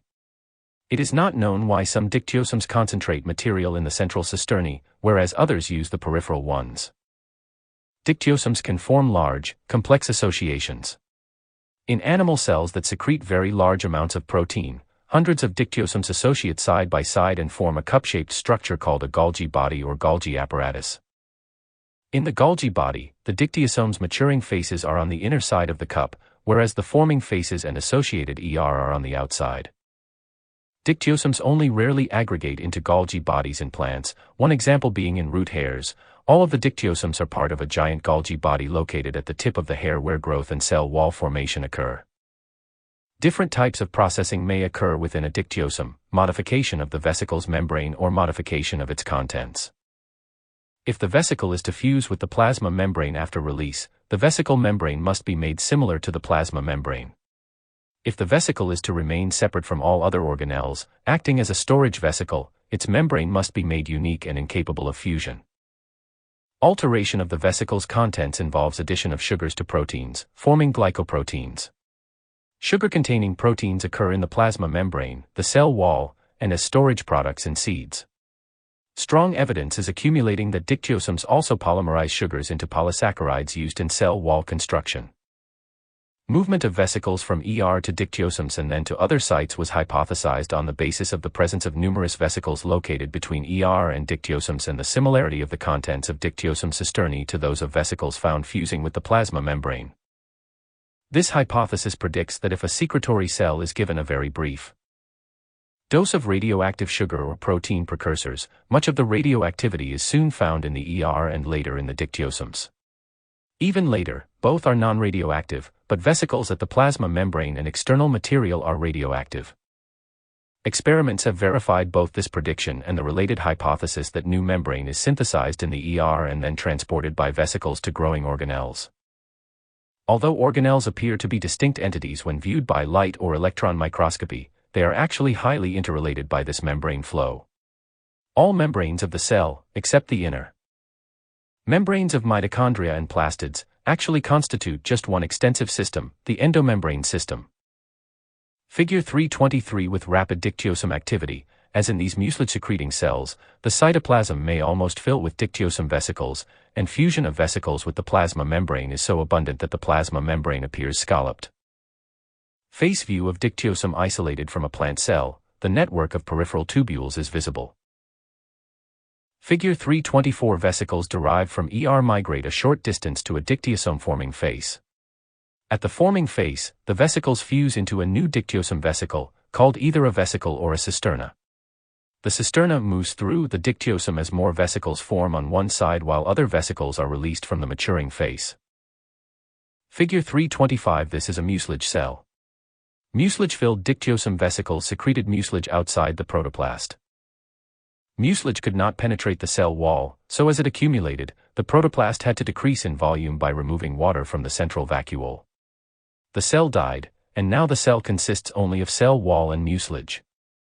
In a few cases, it has been possible to measure the rate of membrane flow.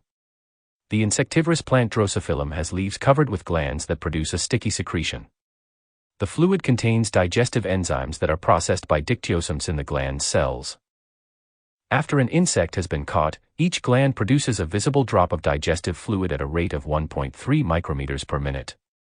Dictyosome vesicles are about 0.15 micrometers in radius, thus, each has a volume of 0.014 micrometers, and approximately 100 must fuse with the plasma membrane every minute to deliver the 1.3 micrometers of fluid and enzymes. Each vesicle has a surface area of 0.27 micrometers, so 27 micrometers of vesicle membrane fuses with the plasma membrane every minute during secretion. From calculations of the average cell volume and surface area of the plasma membrane, these secretory cells could double their plasma membrane every 20 seconds. It is important for these cells to be able to retract membrane material from the plasma membrane and recycle it. The mucilage-secreting cells of root tips are more leisurely. Each cell has approximately 800 dictyosomes that together contribute 14 to 26 micrometers of membrane per minute to the plasma membrane, which has a surface area of about 1,000 micrometers. Each dictyosome receives a new cisterna every 20 to 40 minutes. Microbodies. Viewed by electron microscopy, cells are seen to contain numerous small, spherical bodies approximately 0.5 to 1.5 micrometers in diameter. These are so nondescript that it is not easy to tell exactly what they are, ER vesicles, dictyosome vesicles, or distinct organelles. However, by using special chemical reactions and stains, it has been possible to determine the contents and even the types of reactions in these bodies. Some are organelles now called microbodies, and there are two classes, peroxisomes and glyoxysomes. Both types isolate reactions that either produce or use the dangerous compound peroxide, HO. If peroxide were to escape through the microbody membrane, it would damage almost anything it encountered. However, both types of microbody contain the enzyme catalase, which detoxifies peroxide by converting it to water and oxygen. Botany and beyond. Box 3-3 The metric system and geometric aspects of cells. The metric system. In 1791 the French Academy proposed that a new system of measurement be adopted to simplify and regularize weights and measures. This metric system is used not only for all scientific measurements but also for engineering, commercial, and ordinary purposes in every country of the world except the United States. See the conversion tables at the end of this box. The fundamental unit is the meter, however, for long distances, the kilometer is used, and for small objects, centimeters, millimeters, and so on are more convenient. Volumes are also based on the length measurements, and weights are based on the gram, the weight of 1 centimeter of water. The metric system has two advantages: measurements and objects made in one country can be understood or used immediately in any other country, except the United States, and measurements in one unit can be converted easily to other units. 35,645 meters is 35.645 kilometers, but 35,645 feet is how many yards or miles? 1 kilometer equals 1,000 meters, 1 meter equals 1,000 millimeters, 1 millimeter equals 1,000 micrometers, 1 micrometer equals 1,000 nanometers, 10 nanometers equals 10 micrometers equals 10 millimeters equals 10 m equals 10 kilometers. These are based on multiples of 1,000. The centimeter is only 1/100 meter or 10 millimeters, but it is such a convenient size for measuring plants and animals that it is used even though it disrupts the otherwise perfect regularity of increments of 1,000. Geometry of cells. A quantitative understanding of plants provides extremely valuable insight into their biology. The following formulas are simple but will allow you to think about plants more precisely. Area of a rectangle equals length width. Area of a triangle equals 1/2 length width. Volume of a cubic space equals length width. Height. Diameter of a circle equals 2 radius. Circumference of a circle equals 2 pi radius. Area of a circle equals pi radius. Surface area of a sphere equals 4 pi radius. Volume of a sphere equals 4 pi 3 radius. Volume of a cylinder equals area of base height equals pi radius 2 height. Surface area O F a cylinder equals circumference of circle height plus ends equals pi diameter height plus ends. Many plant cells are almost cube-shaped and have edges about 20 micrometers long. The volume of such a cell is the volume of a cube. Equals LWH equals 20 micrometers 20 micrometers 20 micrometers equals 8,000 micrometers. Do not forget to multiply the units to get μm. Now consider the nucleus of the cell. Many plant nuclei have a diameter of about 8 micrometers, and thus, their radius is 4 micrometers. The volume of a nucleus is V equals 3 is equal to 4.18864 micrometers equals 268 micrometers. The nucleus, although an important part of a cell, may not be a large part.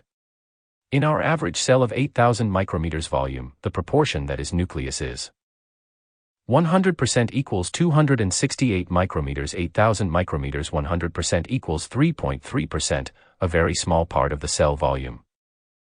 Mitochondria are about 1 micrometer in diameter and are quite variable in length. Let us assume that we have measured many and found the mean length to be 5 micrometers. Mitochondria are almost cylinders, so we can use that formula to calculate their volume. Figure B3 3a dimensions of a hypothetical cell.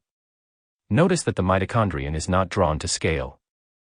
Figure B3 3b. Most of us have a set of standard metric weights readily available.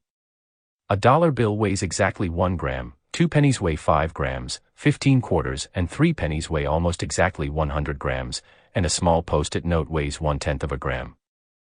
Figure B3 3c. Many rulers have centimeters along one side and inches along the other.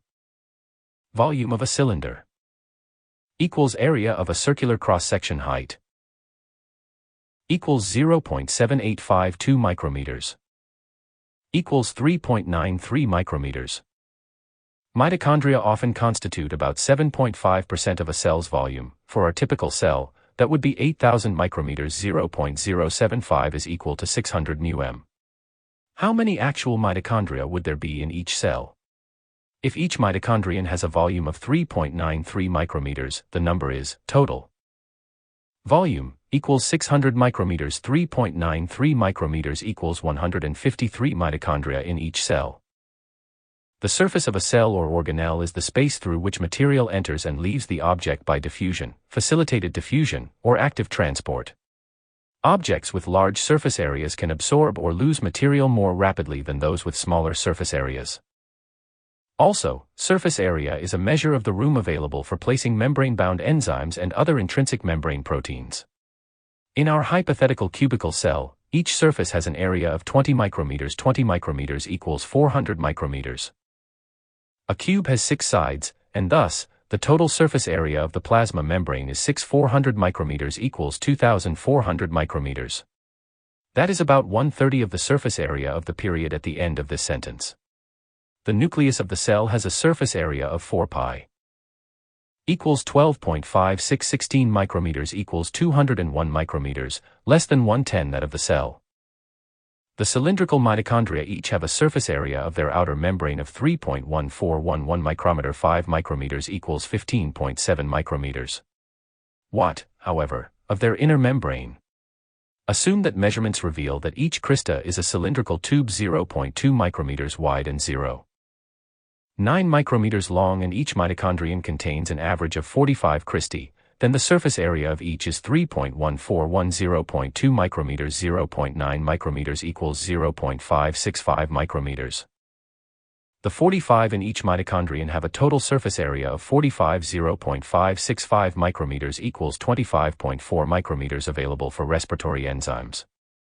The 177 mitochondria of the cell would have a total inner surface area of 4,496 micrometers, greater than that of the plasma membrane area. Thus, folding the inner membrane into cristae provides a large amount of extra surface area for enzymes. Figure B3-3D. The metric system measures volumes in liters and milliliters. A tablespoon is 14.7 milliliters, and a teaspoon is exactly 5 milliliters. 1 cup is slightly less than 250 milliliters. Drops of milk are irregular, but 20 drops of water equal 1 milliliter. The measuring cup and the beaker use the abbreviation ml, but the correct abbreviation is ml. Figure 326. Electron micrograph showing 2 chloroplasts with 2 peroxisome-type microbodies next to them.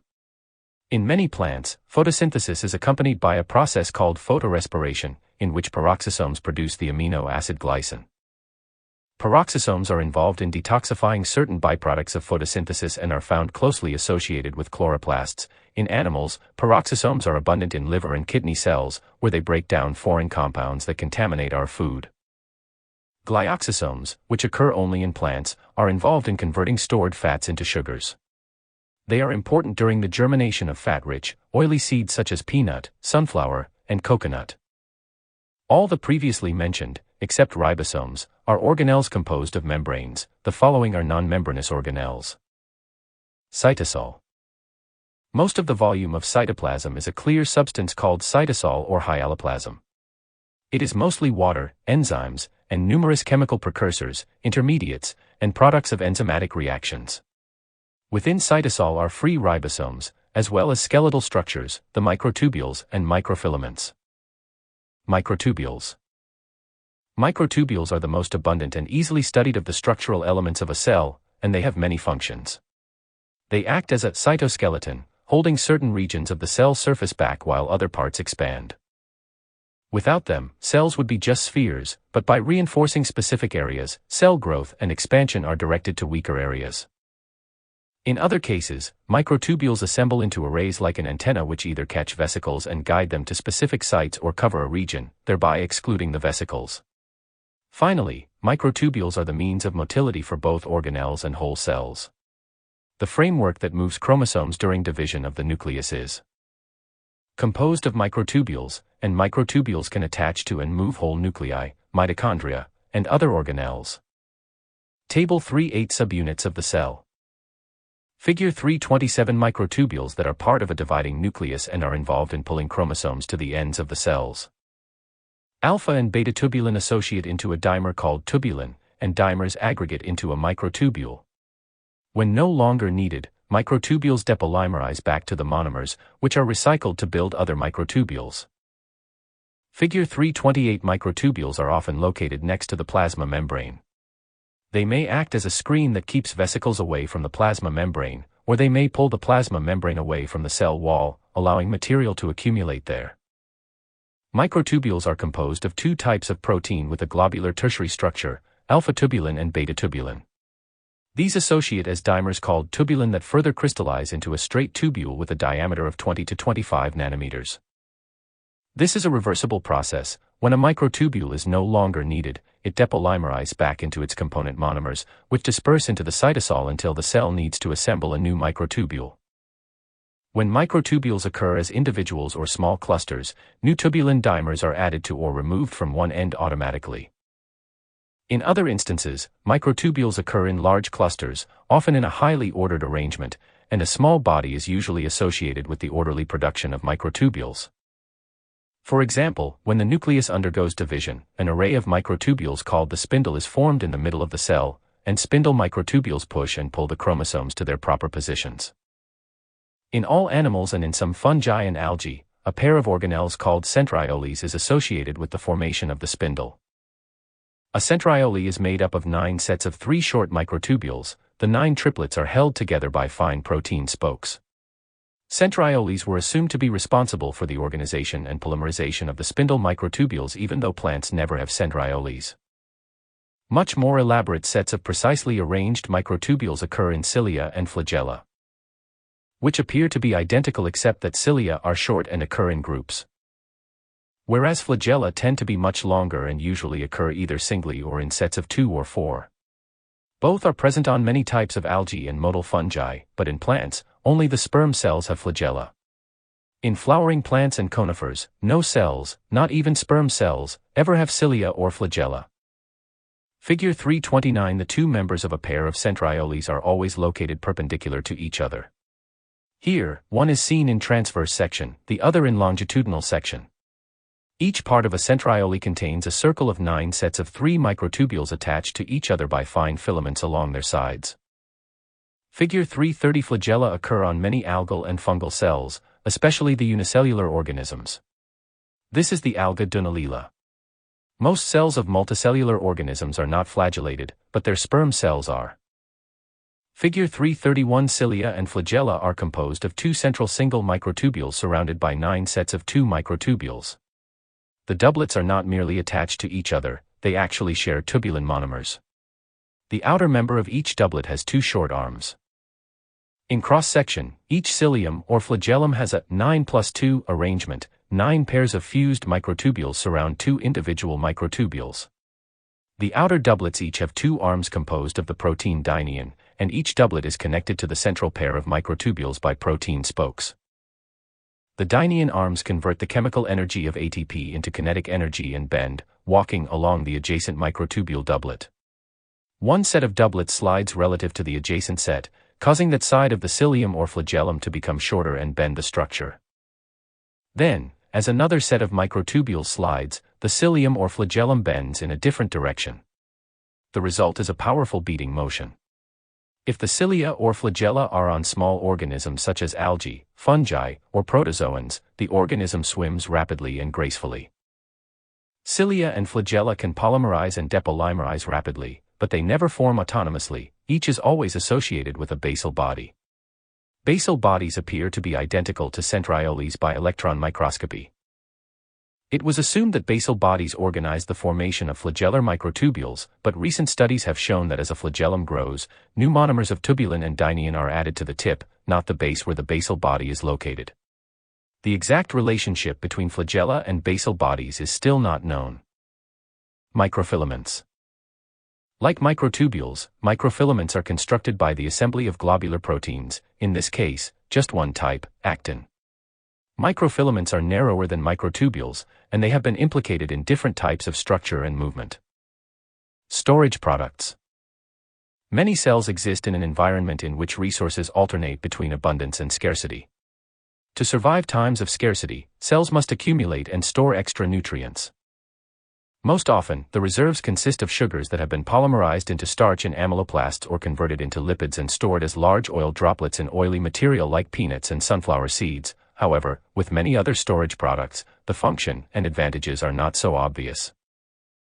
Many plants store crystals of calcium oxalate or calcium carbonate, others accumulate large amounts of silica, tannins, or phenols.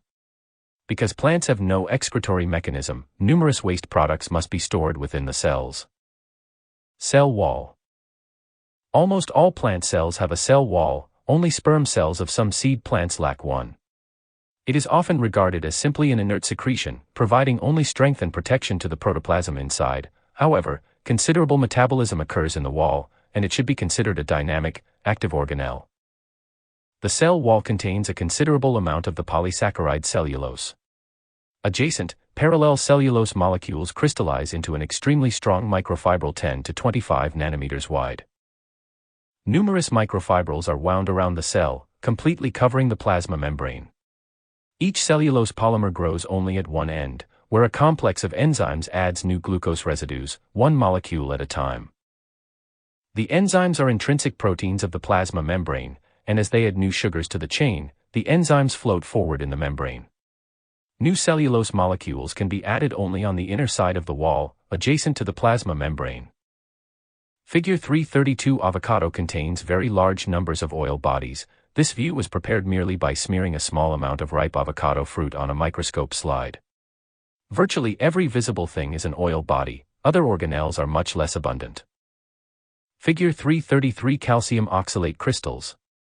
When calcium is part of a crystal, it is physiologically inactive and cannot affect membranes or the tertiary structure of proteins.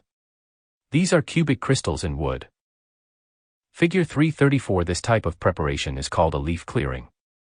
A leaf was treated to make its tissues transparent, and then it was stained to reveal certain contents. The dark red, irregularly shaped vacuolar contents are tannins, which can denature proteins. They have a bitter taste and damage the mouth and stomach proteins of insects that try to eat them. The band running vertically through the micrograph is a leaf vein. The bark of a cactus. As its cells aged, they accumulated irregular masses of tannin that have stained red. Cellulose microfibrils are bound together by other polysaccharides called hemicelluloses, which are produced in dictyosomes and brought to the wall by dictyosome vesicles. Hemicelluloses are deposited between the cellulose microfibrils and bind to cellulose with hydrogen bonds, producing a solid structure that resembles reinforced concrete. In multicellular plants, the wall of one cell is glued to the walls of adjacent cells by an adhesive layer, the middle lamella, composed of a third class of polysaccharides, pectic substances. All plant cells have a thin wall called the primary cell wall. In certain cells that must be unusually strong, the protoplast deposits a secondary cell wall between the primary wall and the plasma membrane. The secondary wall is usually much thicker than the primary wall and is almost always impregnated with the compound lignin, which makes the wall even stronger than hemicelluloses alone can make it. Lignin resists chemical, fungal, and bacterial attack. Both primary and secondary cell walls are permanent. Once deposited, they are almost never degraded or depolymerized, as can be done with microtubules and microfilaments. Fungal cells. Cells of fungi are similar to plant cells, with two important differences: they do not contain plastids of any type, and their walls contain chitin, not cellulose. Chitin is physically similar to cellulose, being tough, inflexible, and insoluble in water, but it contains nitrogen and is synthesized by a different mechanism than that used for cellulose. Whereas plant cells tend to be box-shaped or fiber-like, fungal cells are often extremely narrow, long tubes with many, tiny nuclei. Figure 335. Several layers of cellulose microfibrils are visible, other layers are present deeper in the wall. Each layer provides strength in the direction parallel to the microfibrils. Other wall components have been dissolved away to reveal the cellulose. Cellulose-synthesizing enzymes are large proteins embedded in the plasma membrane. Several proteins form a cluster called a rosette.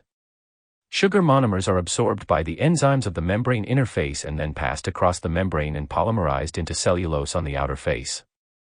The growing microfibril extends out from the rosette and lies against microfibrils already in place. Because the microfibril cannot push into the wall, the rosette is pushed through the membrane in the direction of the arrows as the microfibril grows. Figure 336. Although cellulose microfibrils lie close together, they do not bond with each other, and thus, a wall of pure cellulose is weak. Hemicelluloses and pectins are short, branched molecules that interact with several adjacent microfibrils, linking them together and forming a solid, three-dimensional mesh. The relative amounts of these components can vary, resulting in some walls that are flexible and others that are rigid, some strong, and others weak. Associations of cells. In unicellular organisms, such as simple algae, protozoans, and most prokaryotes, each cell is a complete organism and does not interact directly with other cells. Such cells can communicate indirectly, at least to a small extent, by releasing chemicals that affect the other cells, but such interactions are rare, usually occurring only during the attraction of other cells during sexual reproduction. In multicellular organisms, each cell automatically, unavoidably interacts with its neighboring cells. They must share the same sources of photosynthate, oxygen, carbon dioxide, salts, and water. Whereas a unicellular organism can merely excrete its wastes across its plasma membrane, cells of a multicellular organism are not so free to do so. Just as important are cellular interactions by which cells not only sense that they are part of a larger organism but also identify which part they are and how they should differentiate. In a developing embryo, the proper cells must be instructed to begin forming an embryonic shoot while other cells are induced to form the embryonic root, vascular tissues, seed leaves, and so on. This requires extensive, sophisticated intercellular communication. One communication method is like that used by unicellular organisms. A cell secretes specific compounds that inform the surrounding cells of what it is doing metabolically and developmentally. A second method is connections between the cells. Direct physical contact between cells, as exists in animals, cannot occur in plants because the two primary walls and middle lamella are located between any two adjacent protoplasts. However, plant cells are interconnected by fine holes in the walls. A plasmodesma is only about 40 nanometers in diameter, but the plasma membrane of one cell passes through it and is continuous with the plasma membrane of the adjacent cell. A small channel of cytosol also passes through, as does a short section of specialized ER. Figure 337 plasmodesmata are complexes that consist of fine holes in the primary walls. They also contain plasma membrane, liquid, and a tubule attached to the ER. Face view of a cell wall, showing an oval-shaped thin area, a primary pit field. The small open areas outlined by single cellulose microfibrils are holes where plasmodesmata were located. Protoplasm was removed during specimen preparation. The abundance of plasmodesmata in a wall is quite variable. They can occur singly or in clusters of 10 to 20 or more. In regions of clustered plasmodesmata, the two primary walls are often particularly thin, and the area is called a primary pit field. In tissues in which considerable transport occurs, many primary pit fields and plasmodesmata are present, but in regions where little movement of material happens, few plasmodesmata are found. Table 3:9 Frequency of plasmodesmata. Because plasmodesmata are actually cytoplasmic channels from one protoplast to another, the individuality of the cells is diminished. All of the protoplasm within a single plant is part of one interconnected mass, the symplast. In some of the nutrient-conducting tissues and also in some of the reproductive tissue, plasmodesmata are so large and numerous that the cells act more like one single large cell than like individual cells. In most tissues, however, any two adjacent cells act rather independently. The communication through the plasmodesmata is not enough to prevent individuality. The fact that walls keep protoplasts physically separated from each other has another consequence. Walls act as a second, non-living compartment inside plants. Water moves through cell walls by capillary action, just as it moves through tissue paper. In addition, many cells do not abut each other tightly but instead have intercellular spaces between them, at least at their corners. In some tissues, especially leaves, cells are so loosely connected that most tissue volume is intercellular space, less than half is actually symplast. These spaces plus the cell wall constitute the apoplast. The apoplast and the symplast together make up the entire plant. The apoplast acts as a series of channels and spaces that permit the rapid diffusion of gases, which is necessary because plants do not have lungs. Diffusion through a gas-filled space is approximately 10,000 times faster than through a liquid-filled space. Without an apoplast, large, bulky plant tissue such as tree trunks, tubers, and fruits would be impossible. The interior tissues would suffocate. Figure 338 In regions where cells press against each other, their surfaces form flat contact faces. Primary pit fields and plasmodesmata occur in contact faces. Notice that chloroplasts avoid contact faces and instead are located next to intercellular spaces, which are regions where they can obtain carbon dioxide. High magnification view of a contact face in face view. The white areas appear to be holes, but they are primary pit fields, areas where the walls are especially thin and plasmodesmata are numerous. If the same region were viewed with an electron microscope, each small white dot would look like figure 337b. The non-contact face is the region of cell wall that faces intercellular space rather than being pressed against an adjacent cell. At the next level. 1. Evolution of plastids and mitochondria. It is now relatively quick, easy, and inexpensive to sequence the DNA circles of organelles. We know the sequence and composition of every gene in the plastids of many plants, and more plastid genomes are being sequenced every week. Botanists are using this information to analyze the evolution of plastids, Algae and early plants had many more plastid genes, but in some plant groups, certain plastid genes have been transferred to the nucleus, unnecessary genes have been eliminated, and various rearrangements of genes on the plastid DNA circles are being studied. Through this we are learning how plastids and nuclear genes work together. Plant mitochondria are less well known, but they are being studied in the same way. Remember that nuclear genes are eukaryotic, whereas plastid genes are prokaryotic, being descended from cyanobacterial genes. 2. Organization and function of plant cell cytoskeleton. Plant cytoplasm is extremely dynamic. Cytoplasm moves from place to place in the cell, as do mitochondria, plastids, and nuclei. The cytoskeleton, composed of structural and motor proteins, is involved in this, but many details are only now becoming clear. The plant cytoskeleton appears to also be involved in the ability of a plant to detect that it has touched something, for example that a tendril has touched something and should begin to wind around it, or that a fly has landed on the trap of Venus flytrap. 3. History of our understanding of cells. Cells were discovered immediately after microscopes were invented in the 1660s. Two excellent books that describe the history of our knowledge about cell structure are The Birth of the Cell by Henry Harris and Views of the Cell, A Pictorial History by Joseph G. Gall. Summary. 1. All organisms are composed of cells, the fundamental units of life. Most cells contain the same types of organelles, and there are only a few basic types of cells. 2. In multicellular organisms, cells become specialized for specific tasks, making the entire organism more efficient. However, each cell then becomes dependent on the other cells of the organism. 3. Selectively permeable membranes and active transport are critically important for life. They make compartmentalization possible, in which an enclosed compartment has a chemical composition and metabolism distinct from those outside the compartment. 4. The outermost membrane of a cell is the plasma membrane. The protoplasm it surrounds is a protoplast. 5. Plant cells contain the following membrane-bounded organelles: nucleus, heredity and control of metabolism, vacuole, temporary or long-term storage, growth, mitochondria, respiration, plastids, photosynthesis, intracellular transport, lipid synthesis, dictyosomes, material processing, and microbodies, detoxification or lipid metabolism. 6. Plant cells contain these non-membranous organelles: ribosomes, protein synthesis, cytosol, the liquid matrix surrounding all other organelles, microtubules and microfilaments, skeletal structure, movement of organelles, cell wall, structure, cell shape, and various storage products such as crystals and lipid droplets.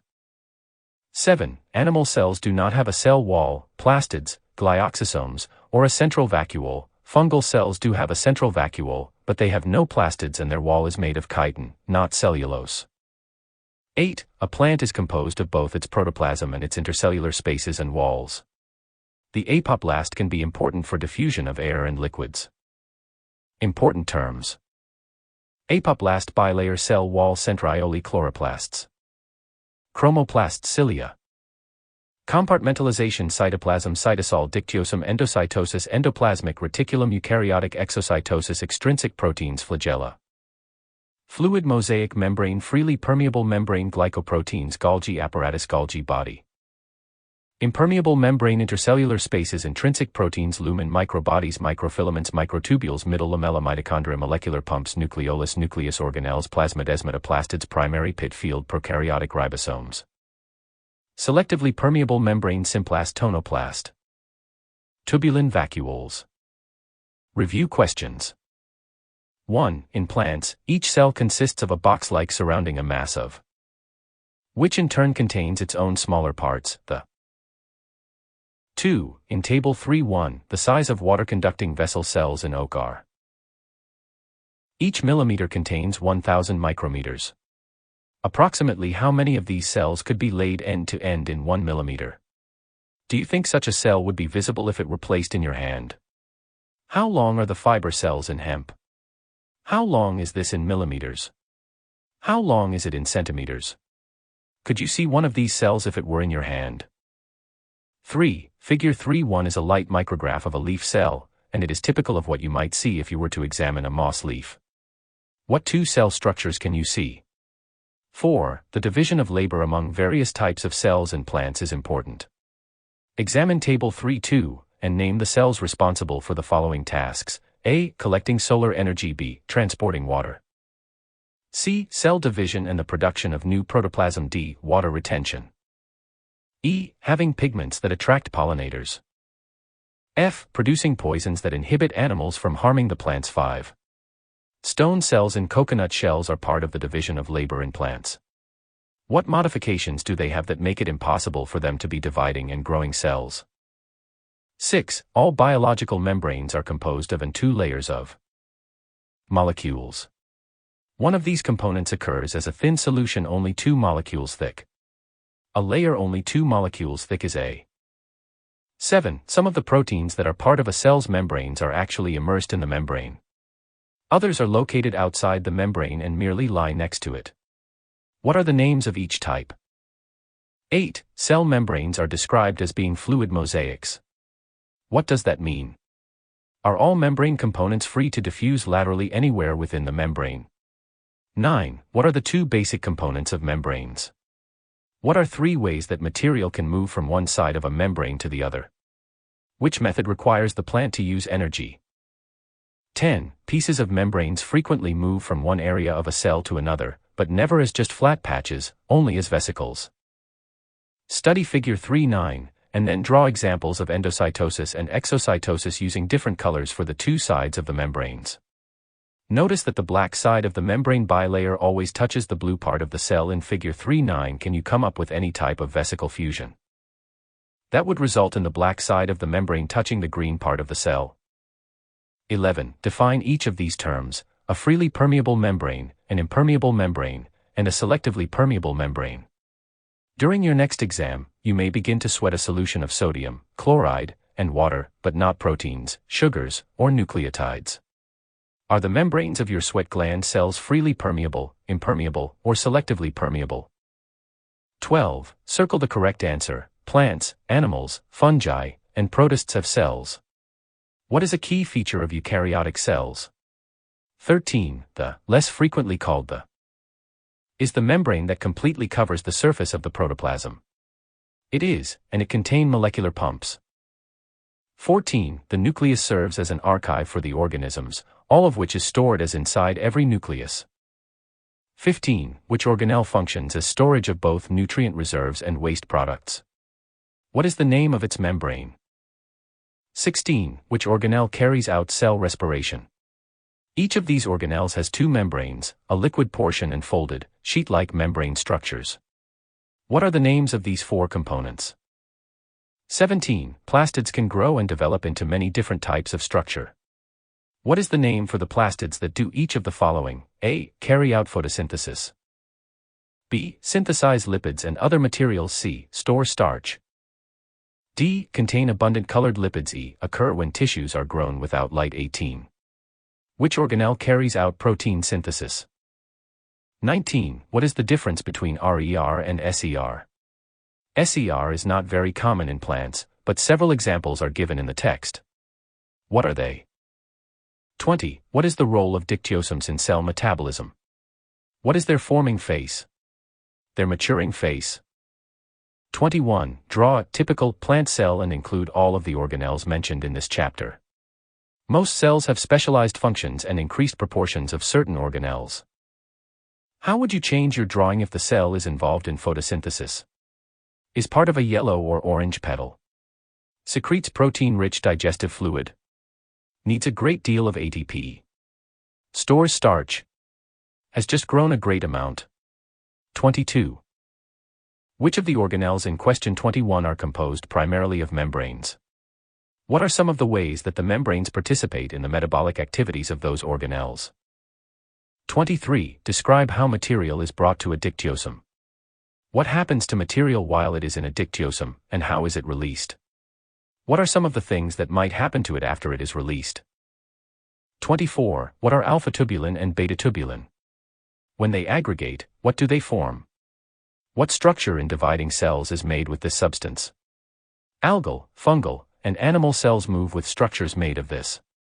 What is the name of the structure? 25. Many animals and algae have cells with flagella, but do any plants have flagella? For example, do fern cells or moss cells have flagella? 26. How do microtubules act as a cytoskeleton? Are there times when they are particularly abundant? What are centrioles, basal bodies, and flagella? 27. Examine figures 332 to 3 to 34. What types of substances occur as storage products in plant cells? 28. What chemical do clams use to make strong shells? What do we use for our bones? Do plants use either of these chemicals in the construction of strong cell walls? What problem would plants have if they used either the shell material or the bone material? 29. In cell walls, adjacent, parallel cellulose molecules crystallize into an extremely strong